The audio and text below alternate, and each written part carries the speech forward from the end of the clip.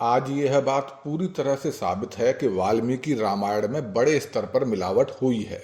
आज के लगभग सभी इतिहासकार और विद्वान लोग वाल्मीकि रामायण में बहुत सारे प्रक्षेपण यानी कि मिलावट को स्वीकार करते हैं। हमने देखा कि अगर सामान्य सी बुद्धि भी लगाएं तो यह साबित हो जाता है कि वाल्मीकि रामायण में बड़े स्तर पर मिलावट हुई है। और अपनी पिछली चर्चाओं में इसके कई प्रमाण भी हम देख चुके हैं। तो आज हम जानेंगे वाल्मीकि रामायण में हुई सबसे बड़ी मिलावट यानी उत्तरकांड को। रामायण के इस अंतिम कांड में मिलावट नहीं मानी जाती। यह पूरा का पूरा कांड खुद ही मिलावट है, इसलिए इसे सबसे बड़ी मिलावट मैंने कहा। लेकिन कह देने से ही किसी चीज को मिलावट तो नहीं मान लिया जाएगा। ऐसे अनेकों कारण हैं, अनेकों प्रमाण हैं जिनसे एकदम स्पष्ट हो जाता है कि पूरा का पूरा उत्तरकांड मिलावटी है। उनमें से कुछ कारणों को आज हम यहाँ चर्चा करेंगे। तो आइए जानते हैं वे कारण, वे प्रमाण जिनकी वजह से ऐसा माना जाता है। देखिए, खुद वाल्मीकि रामायण से ही यह सिद्ध हो जाता है कि इसके अंदर उत्तरकांड एक मिलावट है। कैसे, आइए समझते हैं। आज की वाल्मीकि रामायण का अंतिम कांड उत्तरकांड है, लेकिन विद्वान मानते हैं कि एक समय तक वाल्मीकि रामायण युद्ध कांड पर ही समाप्त हो जाती थी, यानी कि राम की रावण पर विजय और अयोध्या वापसी, उनका राज्याभिषेक, बस यहीं पर असली रामायण समाप्त हो जाती थी। और जब हम ध्यान से देखते हैं तो पाते हैं कि युद्ध कांड खुद ही इस बात का प्रमाण दे रहा है कि वास्तव में वही रामायण का अंतिम कांड है। देखिए, युद्ध कांड के अंतिम हिस्से में वर्णन आता है कि श्री राम का सीता सहित राज्याभिषेक किया गया। फिर राम जी ने सभी को उपहार दिए जो उनके साथी थे, जो लंका के युद्ध में उनके साथ रहे।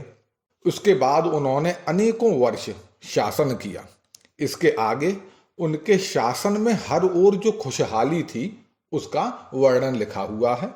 यानी कि जैसा किसी कहानी या फिल्म के अंत में लिखा जाता है ना कि इसके बाद वे लोग सदा सुख से रहने लगे, they lived happily ever after, तो ऐसा ही सब कुछ युद्ध कांड के अंत में हमें लिखा मिलता है।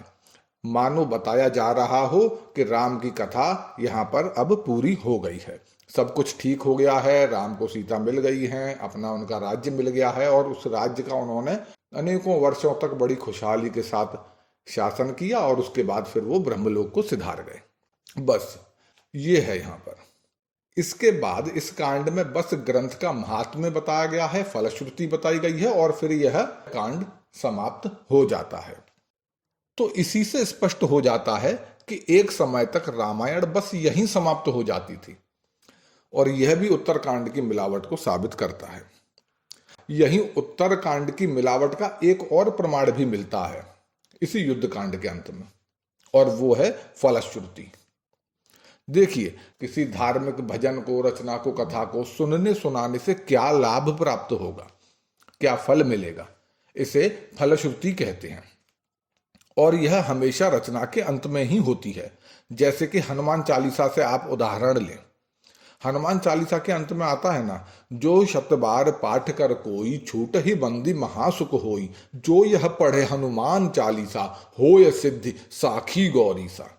तो यह हनुमान चालीसा की फलश्रुति है, जिसमें कहा गया है कि इसका जो 100 बार, शतबार पाठ करेगा उसे सुख मिलेगा, सिद्धि मिलेगी। और इस बात के साक्षी गौरी सा यानी कि महादेव है। ऐसे ही अगर आप शिव तांडव स्तोत्र पढ़ें, उसके अंत में भी देखिए फलश्रुति मिलती है। अन्य कई रचनाएं आप देख लीजिए, फलश्रुति अगर होगी तो रचना के अंत में होगी, बीच में फलश्रुति नहीं होती है। किंतु आज की वाल्मीकि रामायण में हमें फलश्रुति कहाँ मिलती है? 6वें कांड के अंत में। क्यों? 7वें कांड के अंत में ही होनी चाहिए थी केवल, लेकिन यहाँ तो 7वें कांड के अंत में भी मिलती है और 6वें कांड के अंत में भी मिल रही है। दो बार फलश्रुति क्यों मिलेगी? या तो हर कांड के अंत में फलश्रुति होती तो हम मान लेते कि वाल्मीकि जी ने हर कांड के अंत में फलश्रुति लिखी, नहीं लिखी। 6वें कांड के अंत में ही क्यों आ रही है?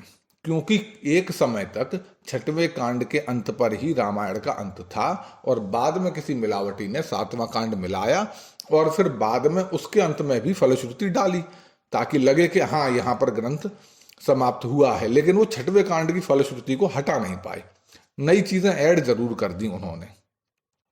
तो इससे भी स्पष्ट है कि एक समय तक जो रामायण है वो बस छठवें कांड पर ही समाप्त हो जाती थी, और जब समाप्त होती थी तो ग्रंथ की समाप्ति पर यहां पर यह फलश्रुति बताई जाती थी। अब एक और प्रमाण आप देखिए, ये हम लेते हैं बालकांड से। हालांकि बालकांड में भी बड़े स्तर की मिलावट मानी जाती है, बहुत बड़े स्तर की, लेकिन माना जाता है कि कुछ बातें वहां सही भी हो सकती हैं, वो अलग विषय है चर्चा का। तो अगर हम बालकांड में देखें, जो कि रामायण का प्रथम कांड है, इसके प्रथम सर्ग में वर्णन आता है कि नारद जी ने महर्षि वाल्मीकि को अति संक्षेप में रामकथा सुनाई थी। इसी के आधार पर वाल्मीकि जी रामायण की रचना करते हैं। यहां जो रामकथा दी है, संक्षिप्त रामकथा, वो राम जी के गुण आदि के वर्णन से शुरू होकर उनके विवाह, वनवास, वन में राक्षसों का वध, सीता जी का हरण, लंका में युद्ध, रावण का मरण और सीता जी की पुनः प्राप्ति कर अयोध्या की वापसी, और अंततः श्री राम के राज्याभिषेक व उनके खुशहाल शासन की बात बताते हुए नारद जी यहाँ पर कहते हैं कि रामचंद्र जी ने नंदीग्राम में अपनी जटा कटवा कर भाइयों के साथ सीता के पाने के अनंतर पुनः अपना राज्य प्राप्त किया। रामचंद्र जी ने भाइयों सहित 10,000 वर्षों तक राज्य किया और राज्य करके परम धाम को सिधारे। इसके बाद राम जी की कथा समाप्त हो जाती है।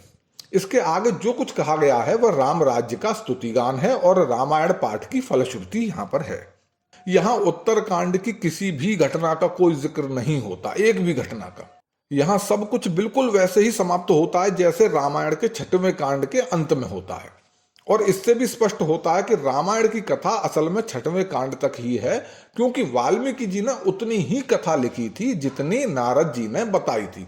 और यह बात बालकांड के तीसरे सर्ग में स्पष्ट रूप से लिखी भी हुई है। कोई ये कहे ना कि हाँ बाद में उन्होंने बढ़ा दी थी, नहीं बढ़ाई थी, और यह बात भी बालकांड में ही लिखी हुई है। यहां इस तीसरे सर्ग के 9वें श्लोक में साफ लिखा है कि रामचरित को जैसा नारद जी ने कहा था वैसा ही वाल्मीकि जी ने रच दिया। तो हम देख सकते हैं कि नारद जी ने उत्तरकांड वाली कोई भी कथा नहीं कही थी, और जो नारद जी ने नहीं कही वो वाल्मीकि जी ने नहीं लिखी, वो यह श्लोक बता रहा है। यानी वाल्मीकि जी ने युद्ध कांड तक की ही कथा लिखी, इसलिए हमें युद्ध कांड के अंत में ही फलश्रुति आदि मिल जाते हैं। इससे भी साफ स्पष्ट है कि इसके बाद का जो अंतिम कांड है उत्तरकांड, उसकी कथा बाद में जोड़ी गई है। हालांकि कुछ लोग उत्तरकांड के समर्थन में कुतर्क देते हैं कि वाल्मीकि जी को जब नारद जी ने कथा बताई तब राम के जीवन में उत्तरकांड की घटनाएं बड़े स्तर पर नहीं हुई थी, इसलिए उन्होंने राज्याभिषेक तक की बात कही। उत्तरकांड की घटनाएं भविष्य में होनी थी और महर्षि ने योग बल से भविष्य देखकर उन कथाओं को पहले ही लिख दिया। लेकिन इस कुतर्क का खंडन भी वाल्मीकि रामायण से ही हो जाता है, क्योंकि नारद जी द्वारा जो संक्षिप्त राम कथा बताई गई है वो राम जी के परलोक जाने तक की पूरी कथा है, न केवल उनके राज्याभिषेक तक की। उसमें साफ लिखा है कि श्री रामचंद्र जी ने नंदीग्राम में अपनी जटा कटवाकर भाइयों के साथ सीता के पाने के अनंतर पुनः अपना राज्य प्राप्त किया। इसके बाद कहां तक बताई गई है? रामचंद्र जी ने भाइयों सहित 10,000 वर्षों तक राज्य किया और राज्य करके ब्रह्मलोक यानी कि परम धाम को सिधारे, यानी कि पूरी लीला हो गई। बिल्कुल एंड तक की बात उन्होंने बता दी है। अब खुद सोचिए, यदि सीता के त्याग की घटना, एक शूद्र शंभू के तप से ब्राह्मण के पुत्र की मृत्यु की घटना और फिर उस बेचारे शूद्र की हत्या की घटना अगर हुई होती, लक्ष्मण जी की आत्महत्या की घटना, ऐसी बड़ी बड़ी घटनाएं इस दौरान हुई होती तो क्या नारद जी उनका उल्लेख नहीं करते? जिस सीता के लिए राम ने इतना परिश्रम किया, इतना पराक्रम किया, उनका त्याग अगर हुआ होता तो क्या नारद जी बताते? नहीं, अवश्य बताते। यहाँ पर जो नारद जी यह उल्लेख तक कर रहे हैं कि राम वन में किन किन ऋषियों से मिले, किन किन राक्षसों से लड़े, जो यह भी उल्लेख कर रहे हैं कि मारीच ने रावण से क्या कहा, वे इतनी बड़ी बड़ी घटनाओं का तो हर हाल में उल्लेख करते, लेकिन नहीं किया। क्यों? क्योंकि जो हुआ ही नहीं वो उसे कैसे कह देते, और जो उन्होंने कहा ही नहीं वो वाल्मीकि जी कैसे रच देते। क्योंकि जो नारद जी ने कहा वही वाल्मीकि जी ने रचा, और नारद जी ने राम की पूरी लीला कही है।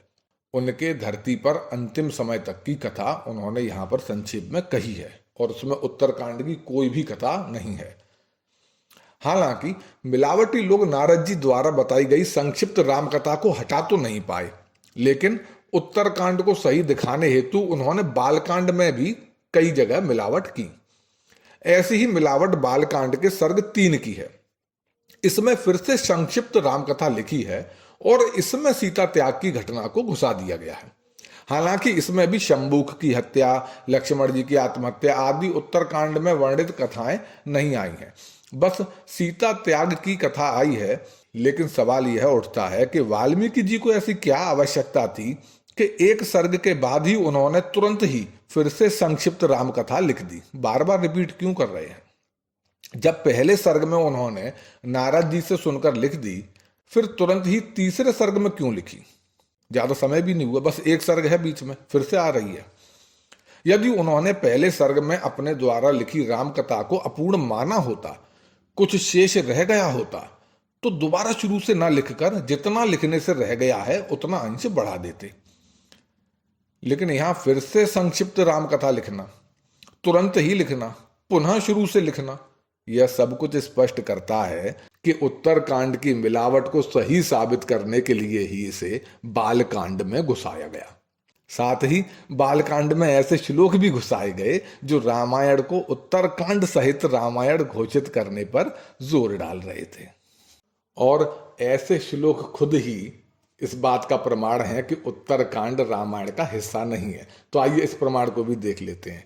देखिए, बालकांड के चतुर्थ सर्ग के दूसरे और तीसरे श्लोक में लिखा है कि महर्षि वाल्मीकि ने उत्तरकांड सहित रामायण की रचना की।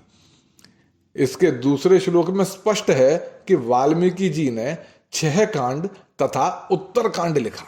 यहां 6 कांडों का एक साथ और बस उत्तरकांड का अलग से उल्लेख किया गया है। आप देखेंगे तो ऐसे ही श्लोक उत्तरकांड में भी मिलते हैं, खुद उत्तरकांड के अंदर। इनमें भी उत्तरकांड खुद ही घोषित कर रहा है कि यह रामायण उत्तरकांड सहित वाल्मीकि जी ने लिखी थी।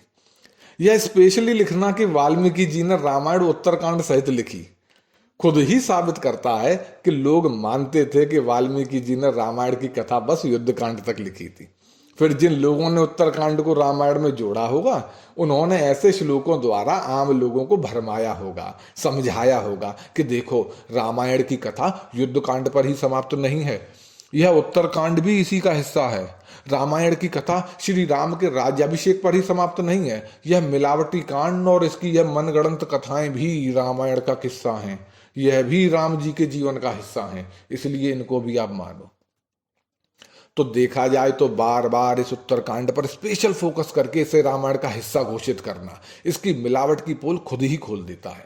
यहां एक बात और गौर करिए, उत्तरकांड को तो पूरी तरह मिलावटी माना ही जाता है। इसके बाद यदि कोई ऐसा कांड है जिसमें सबसे अधिक मिलावट मानी जाती है तो वह बालकांड है। अन्य कांडों में भी है, लेकिन बालकांड में तो बहुत है। इसमें पुराण कथाएं सी घुसी हुई हैं, यहाँ वहां की कहानियां हैं, अलौकिक बातें अधिकतर भरी पड़ी हैं। तो बालकांड को भी बहुत सारी मिलावटों से भरा हुआ कांड माना जाता है।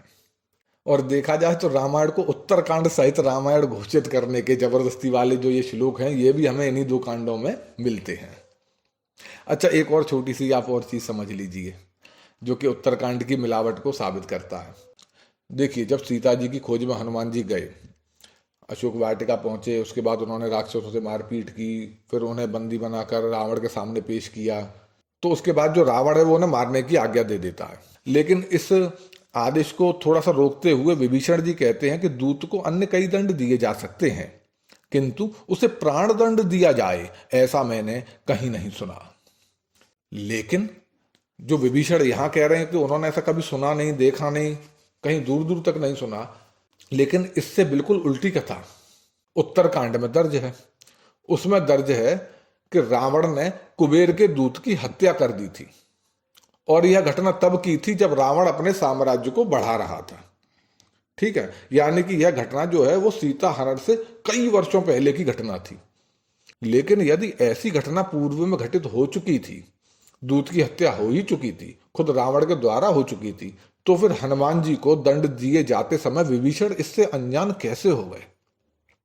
तब वे ऐसा क्यों कहने लगे कि मैंने कभी नहीं सुना कि दूत की हत्या कर दी जाए? और वो जिस रावण को ऐसा कह रहे हैं, वो खुद कैसे भूल गया कि वो खुद ही पूर्व समय में ऐसा कांड किए बैठा है? अगर उसने ऐसा कुछ किया होता तो वो बोलता ना कि मैं तो पहले भी ऐसा खेल कर चुका हूं भाई, अब क्या नई बात है, इसका भी अभी करे देते हैं। तो क्या रावण भी भूल गया?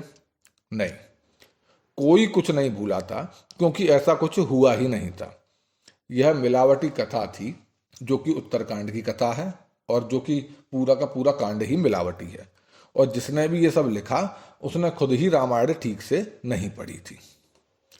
इसके अलावा भी वाल्मीकि रामायण में ऐसे अन्य कई प्रमाण हैं जो उत्तरकांड को मिलावटी साबित करते हैं। ऐसे कई विरोधाभास हैं जो केवल उत्तरकांड में दिखते हैं और बाकी रामायण से उसका पूरा विरोधाभास हमें दिखाई देता है। जैसे उत्तरकांड में श्री राम जी के द्वारा सीता जी के त्याग की और तपस्वी शंबुक की जो अन्यायपूर्ण हत्या है, इसकी जो कथा है, इनका भी वाल्मीकि रामायण के अन्य हिस्सों से स्पष्ट विरोधाभास दिखता है। किंतु इनकी चर्चा हम अभी नहीं करेंगे, वरना चर्चा बहुत लंबी हो जाएगी, फिर कभी कर लेंगे। अब आज की आखिरी बात करते हैं। आप जरा उत्तरकांड के नाम पर गौर करें। उत्तर का एक अर्थ होता है उत्तर दिशा, उत्तर का एक अर्थ जवाब भी होता है। हालांकि इन दोनों अर्थों से अधिकतर लोग परिचित भी हैं, किंतु इन अर्थों के साथ तो उत्तरकांड का कोई सार्थक मतलब नहीं निकलता। फिर क्या मतलब हुआ उत्तरकांड का? इसके लिए हमें उत्तर का एक और अर्थ भी जानना जरूरी है। उत्तर का एक अर्थ है बाद का। कैसे? आपने उत्तराधिकारी शब्द सुना है? उत्तराधिकारी यानी कि बाद का, किसी के बाद का अधिकारी, उसकी चीजों का अधिकारी। उत्तरार्ध सुना है? पूर्वार्ध और उत्तरार्ध। पूर्वार्ध यानी कि पहला हाफ, और उत्तरार्ध यानी बाद का हाफ, बाद का आधा हिस्सा। तो उत्तर का एक अर्थ बाद का भी है, और जब इस अर्थ के साथ आप उत्तरकांड का मतलब देखेंगे तो होगा बाद का कांड। लेकिन किसके बाद का? क्या रामायण की मूल कथा के बाद का?